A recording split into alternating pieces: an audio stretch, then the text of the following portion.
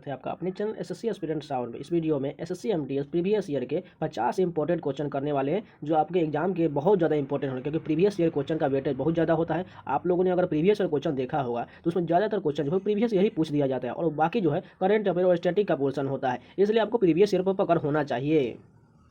और ये आपके आने वाले CGL, CGL, MTS, CPO, steno और जो फेज 11 का एग्जाम है उन सभी के लिए बहुत ज़्यादा इंपॉर्टेंट होना। और एमटीएस के प्रीवियस ईयर मैंने 2022, 2021, 2019 3 साल के जितने भी 39 शिफ्ट, 48 शिफ्ट और 42 शिफ्ट इसका सभी का मैराथन वीडियो आपको मिल चुका है। आप लोग जाके प्लेलिस्ट में देख सकते हैं। टोटल 50 क्वेश्चन होंगे। चलिए शुरू करते हैं। फर्स्ट क्वेश्चन देखें, तिलैया बांध निम्नलिखित में से किस राज्य में स्थित है? झारखंड में स्थित है। तिलैया बांध कहाँ है? झारखंड में है। निम्न में से कौन सा राष्ट्रीय पाठ्य चर्चा रूपरेखा के विकास के लिए शिक्षा मंत्रालय द्वारा गठित राष्ट्रीय संचालन समिति के प्रमुख बने हैं? के कस्तूरीरंगन समिति के द्वारा ये प्रमुख बने हैं। राज्यसभा की संरचना भारतीय संविधान के इनमें से किस अनुच्छेद के दायरे में आता है? अनुच्छेद 80 में आता है। अगर आप लोग जानते होंगे तो राज्यसभा जो 80 में होता है, इसी प्रकार अगर आप इसका ट्रिक जानते होंगे तो सरला एक ट्रिक होता है जिसमें संसद जो है ये 79 में होता है और ये राज्यसभा जो 80 में होता है और लोकसभा जो है 81 अनुच्छेद में होता है। इस प्रकार ये ट्रिक होता है, आप लोग याद कर लीजिएगा। लॉर्ड कर्जन के कार्यकाल के दौरान किस वर्ष में भारतीय विश्वविद्यालय अधिनियम पारित हुआ था? 1904 में भारतीय विश्वविद्यालय अधिनियम पारित हुआ था और 1905 में बंगाल का विभाजन हो गया था। ये भी आप लोग याद रख लीजिएगा। केंद्रीय बजट 2021-22 के प्रस्ताव कितने स्तंभों पर आधारित है? 6 स्तंभों पर आधारित। देखिए करंट अफेयर के क्वेश्चन इसमें से हम इग्नोर करेंगे, ठीक है। एसिटिक अम्ल के एक अणु में कितने हाइड्रोजन परमाणु होते हैं? 4 हाइड्रोजन परमाणु होता है। एसिटिक अम्ल के एक अणु में 4 हाइड्रोजन परमाणु होता है। दक्षिणी गोलार्ध में 1 सितंबर मौसमी संबंधी डैश की शुरुआत का प्रतीक होता है? वसंत ऋतु का प्रतीक होता है। दक्षिणी गोलार्ध में 1 सितंबर जो मौसमी संबंधी होता है वह वसंत ऋतु का शुरुआत का प्रतीक होता है। मानवता के लिए एक जाति, एक धर्म, एक ईश्वर यह कथन निम्नलिखित में से किसने दिया था? श्री नारायण गुरु द्वारा दिया गया था। मानवता के लिए एक जाति, एक धर्म और एक ईश्वर श्री नारायण गुरु द्वारा दिया गया था। कलिंग वर्तमान में तटवर्ती डैश है। ओडिशा का प्राचीन नाम जो था कलिंग था, जिसमें अशोक ने वहां पर महान युद्ध लड़ा था। निम्न में से किस वर्ष में भारत सरकार ने कलकत्ता यानी कोलकाता विश्वविद्यालय की समस्याओं का विश्लेषण करने के लिए सैडलर विश्वविद्यालय आयोग का गठन किया था? 1917 में किया गया था। हम भारत में राष्ट्रीय प्रेस दिवस कब मनाते हैं? 16 नवंबर को राष्ट्रीय प्रेस दिवस मनाया जाता है। निम्न में से किस नदी का उद्गम सिहावा पर्वत से हुआ है? महानदी का उद्गम जो है सिहावा पर्वत से हुआ है। देवी डैश कोलकाता के दक्षिणेश्वर मंदिर की पीठासीन देवी है? भवातारिणी काली देवी। देवी भवातारिणी काली कोलकाता के दक्षिणेश्वर मंदिर की पीठासीन देवी है। श्वसन विफलताओं ऐसी स्थिति है जिसमें रक्त में पर्याप्त डैश नहीं होता है या अत्यधिक डैश हो जाता है। देखिए रक्त में पर्याप्त ऑक्सीजन नहीं होता है और कार्बन डाइऑक्साइड जो है अत्यधिक हो जाता है, जिसके कारण श्वसन विफलता होता है। 2021 में टोक्यो में आयोजित पैरालंपिक खेलों में भारत ने कितने कांस्य पदक जीता था? 6 कांस्य पदक जीता गया था टोक्यो पैरालंपिक में। किसकी आत्मकथा का शीर्षक जो है a century is not enough है? My dollar cost right to success किसकी पुस्तक है? सौरव गांगुली की पुस्तक है a century is not enough. विश्व स्तर पर प्रत्येक वर्ष डैश को विश्व अल्जाइमर दिवस मनाया जाता है? 21 सितंबर को विश्व अल्जाइमर दिवस मनाया जाता है। निम्न में से किस त्योहार के पूर्व संध्या पर आंध्र प्रदेश का कोटप्पाकोंडा मेला आयोजित किया जाता है? महाशिवरात्रि के संध्या पर आंध्र प्रदेश में कोटप्पाकोंडा मेला आयोजित किया जाता है। निम्न में से किसने पुरुष क्रिकेट टेस्ट टीम में विकेट कीपर के रूप में भारत का प्रतिनिधित्व नहीं किया है? हनुमा विहारी नहीं किया है, जबकि ऋषभ पंत, MS धोनी और रिद्धिमान शाह ये सभी ने किया है। भारत सरकार अधिनियम 1935 में कितनी धाराएं हैं? 321 धाराएं हैं। धन की मध्यस्थता में मुक्त आर्थिक विनियमों को डैश एक्सचेंज कहा जाता है? बार्टर एक्सचेंज कहा जाता है। तो ये 25 क्वेश्चन कंप्लीट हो गए। चलिए 25 और क्वेश्चन इंपॉर्टेंट क्वेश्चन करते हैं। ये जो है 2022 के प्रीवियस ईयर है। सॉरी मैंने यहाँ पर 2017 बोल दिया था, ये 2022 के, इसलिए सॉरी। चलिए फर्स्ट क्वेश्चन देखें। निम्न में से किस देश में ब्रेक डांस को आधिकारिक खेल के रूप में ओलंपिक 2024 में शामिल किया जाएगा? फ्रांस के जो ओलंपिक होगा पेरिस 2024 वाला, उसमें जो है ब्रेक डांस को शामिल किया जाएगा। अगर आप लोग जानते होंगे तो 2024 का तो क्या हो जाएगा? पेरिस फ्रांस होगा। और 2028 का क्या होगा आप लोग कमेंट करके जरूर बताइएगा। और 2032 में भी कहाँ होगा वो भी आप लोग दोनों का कमेंट करके आप जरूर बताइएगा। जैसे टोक्यो ओलंपिक जो है 2028 और 2032 वाला कहाँ होने वाला है।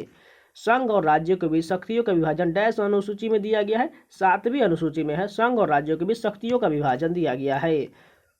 हिमालयन फिल्म फेस्टिवल द्वारा किस के पहले संस्करण का आयोजन इनमें से किस राज्य केंद्र शासित प्रदेश में किया गया था? लद्दाख में किया गया था। निम्नलिखित में से कौन सा वन्य जीव अभयारण्य उत्तर पूर्वी भारत में स्थित है? मानस राष्ट्रीय उद्यान जो है उत्तर पूर्वी भारत में स्थित, यानी कि यह मानस राष्ट्रीय उद्यान अगर राज्य की बात करें तो यह असम में स्थित है।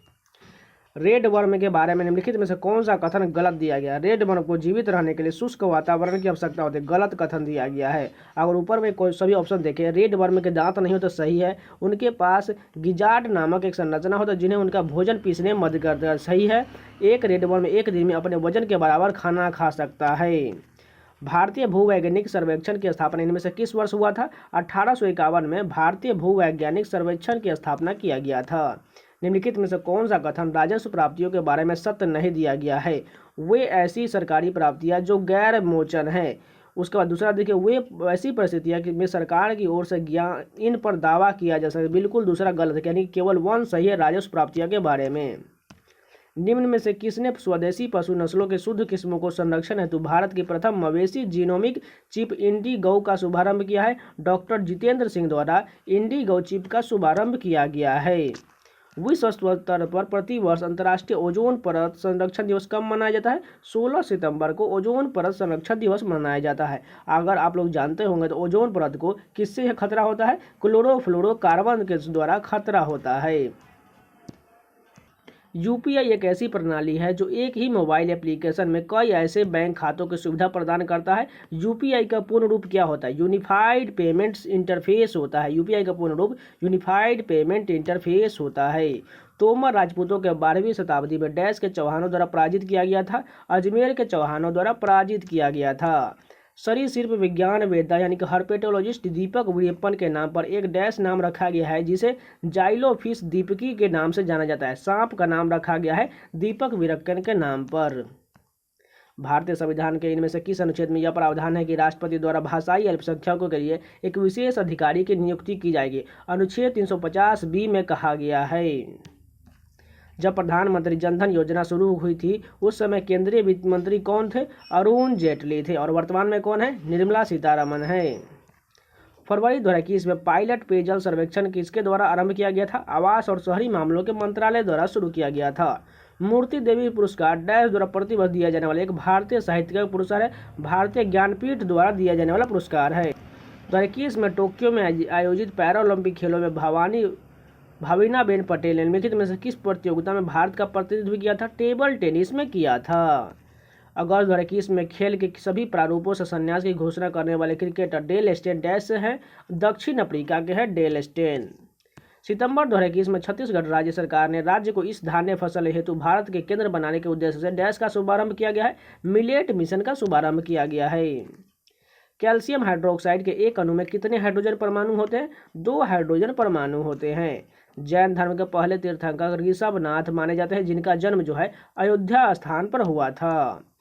The popular ritual of Kanyakumari puja is held during which of the following festival? Sharad Navratri में जो है कन्याकुमारी पूजा होता है।